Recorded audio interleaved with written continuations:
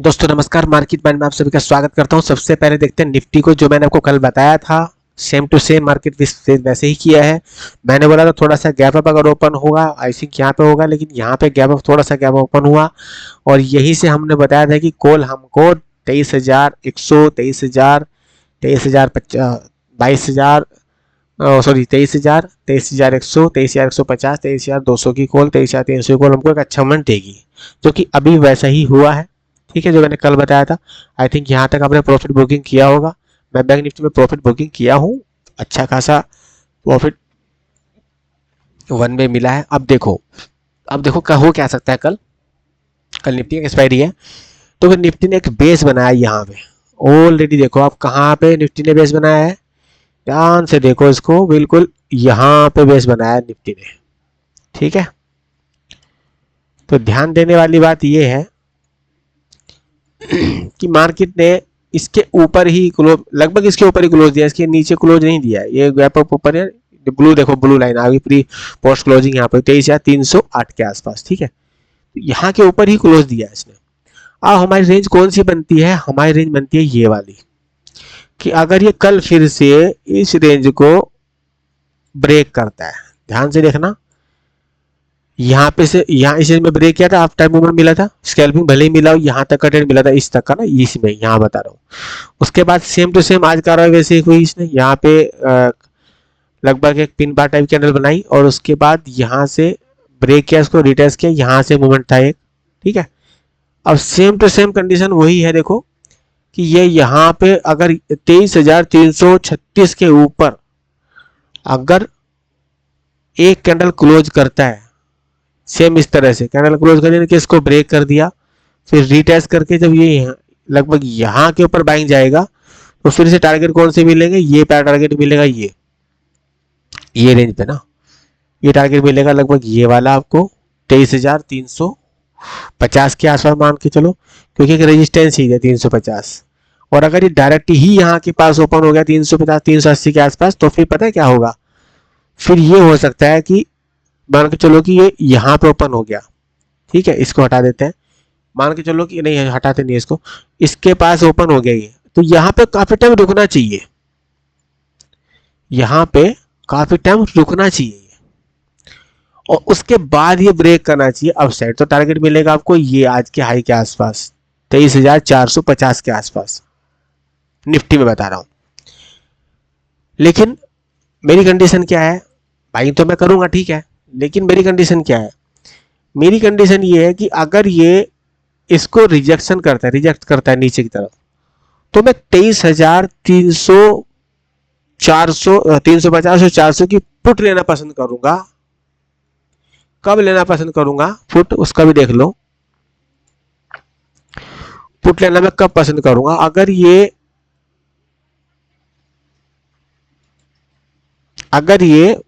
ये देखो,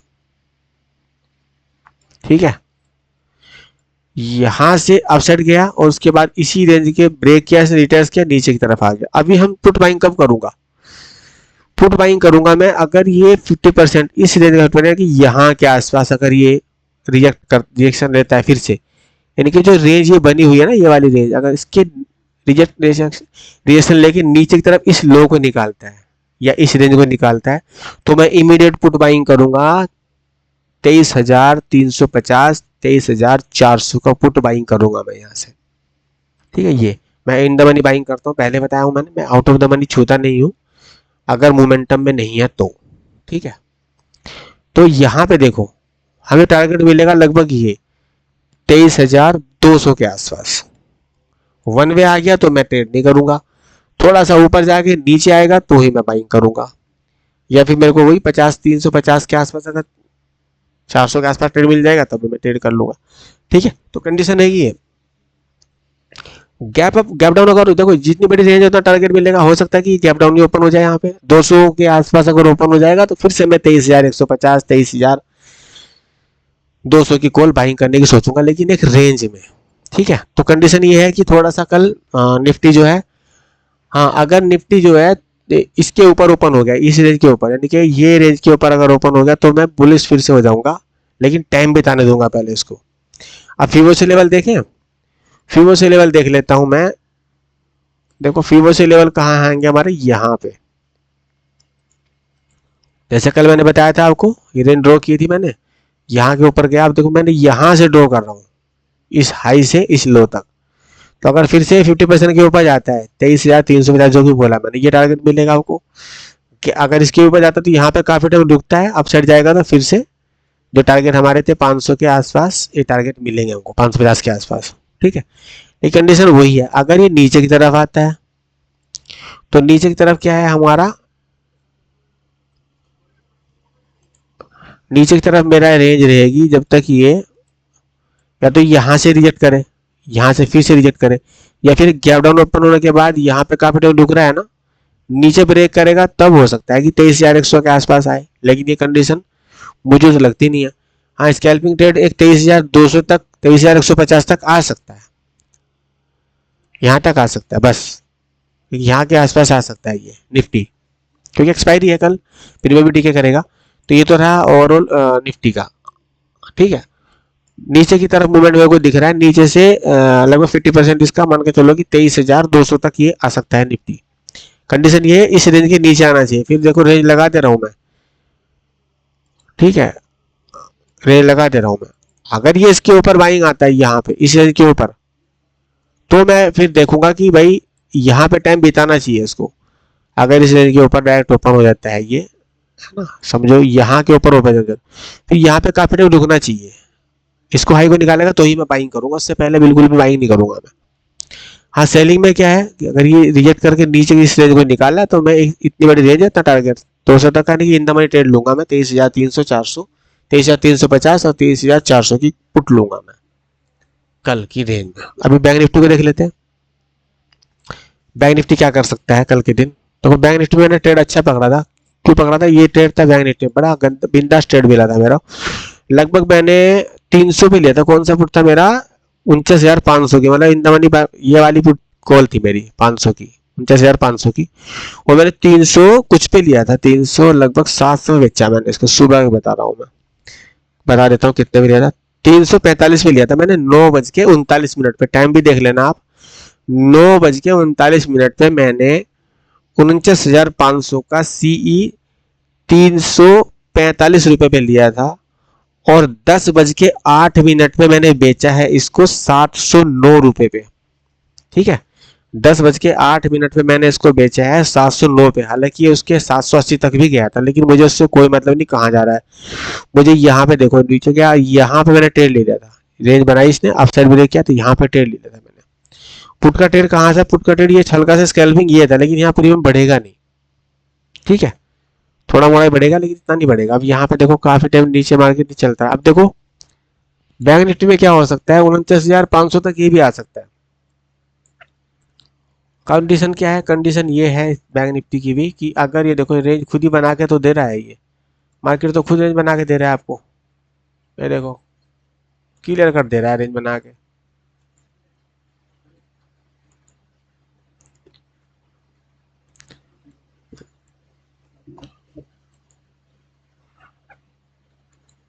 ये देखो, अगर बैंक निफ्टी, ध्यान से देखना, बैंक निफ्टी का भी नीचे तरफ पोजीशन लग रही है मेरे को कि अगर ये यहाँ पे देखो ये रेंज को, ये रेंज जो लगी है ये, ठीक है, अगर ये इसी रेंज में रहता है, यहीं पे काफी टाइम रुकता है, यहीं पे ऊपर होता है, फिर फ्लैट नीचे ब्रेक करता है, तो मैं इमीडिएट बाइंग करूंगा भाई। मैं इन द मनी बाइंग करूंगा 47,000, सॉरी 49,950 की पुट बाइंग करूंगा मैं। 49,950 की पुट बाइंग करूंगा। और एट द मनी भी कर सकता हूँ, 49,800 की पुट भी बाइंग कर सकता हूँ मैं। कंडीशन यही रहेगी कि ये यहाँ पे काफी टाइम रुकने के बाद नीचे ब्रेक करे इसको। कंडीशन दूसरी रहेगी ये कि अगर ये जैसे ये रेंज देखो यहाँ पे से ऊपर गया था ना ये, तो सेम कंडीशन ऐसे ही कर सकता है ये इसको भी, कि यहाँ पे ओपन हुआ, फिर यहाँ पे काफी टाइम रुकने के बाद अपसाइड ब्रेक करेगा तो ट्रेड लूंगा। लेकिन मैं 50,000 के ऊपर अगर क्लोज करेगा कैंडल तो ही मैं कोई बाइंग का ट्रेड लूंगा, उसके पहले नहीं लूंगा। या फिर इसी रेंज के ऊपर, बता दे रहा हूँ ना, ये 50,000 के ऊपर, इसके ऊपर अगर टाइम बिताएगा, इसके ऊपर ओपन हुआ और यहाँ पे इसने ये इस जगह पे यहाँ पे टाइम बिताना चाहिए 50,000 के ऊपर, उसके बाद बाइंग करूंगा मैं, उसके पहले बाइंग नहीं करूंगा। ठीक है, बैंक निफ्टी में। ठीक है, पहले नीचे की पोजीशन बनेगी हमारी, उसके बाद ही बाइंग करेंगे हम, उसके पहले कुछ भी बाइंग नहीं करेंगे। ठीक है, अभी देख लेते हैं फिन निफ्टी को। फिन निफ्टी क्या कर सकते हैं, मैंने बोला था ना कि फिन निफ्टी देखो कितना बड़ा मूवमेंट दिया, फिन निफ्टी देखो कितना बढ़िया मूवमेंट दिया।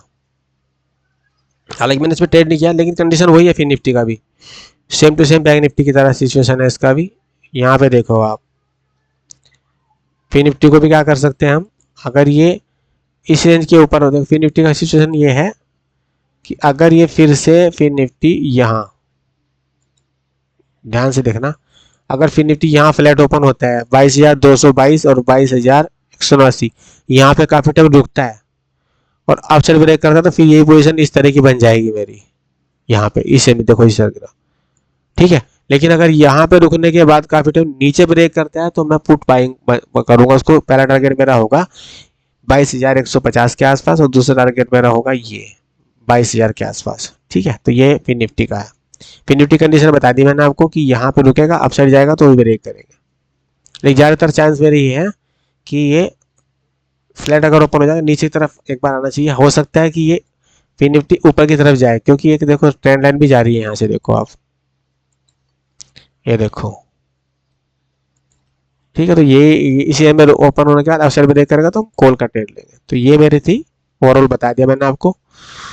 बैंक निफ्टी निफ्टी नीचे आने के बाद ऊपर जाएगा तो बाइंग करेंगे, बैंक निफ्टी 50,000 के ऊपर जाएगा और सस्टेन करेगा वहां पर तो ही बाइंग करेंगे।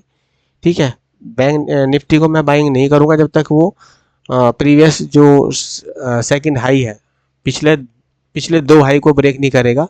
23,450 के ऊपर अगर क्लोज करता है कैंडल तो ही बाइंग करूंगा। फिर निफ्टी में अगर ये गैप डाउन नहीं ओपन हो गया यहाँ पे 22,100 के आसपास, तो मैं इस रेंज में देखूंगा कि फिर निफ्टी किस तरह से ट्रेड करता है यहाँ के आसपास। ठीक है, तो ही मैं बाइंग करूंगा इसमें फिर निफ्टी में, उसके पहले नहीं करूंगा। हो सकता है कल ये एक साइडवेज टाइप का रहे फिर निफ्टी, तो यहाँ पे अगर कैपिटल रुकेगा अपसाइड ब्रेक करेगा तो ही बाइंग करूंगा, उसके पहले बाइंग बिल्कुल भी नहीं करूंगा मैं। ठीक है दोस्तों, तो ये थी वीडियो कल के लिए। वीडियो अच्छी लगे तो लाइक करना दोस्तों, मिलते हैं नेक्स्ट वीडियो में, तब तक के लिए अपना ध्यान रखा, जय हिंद।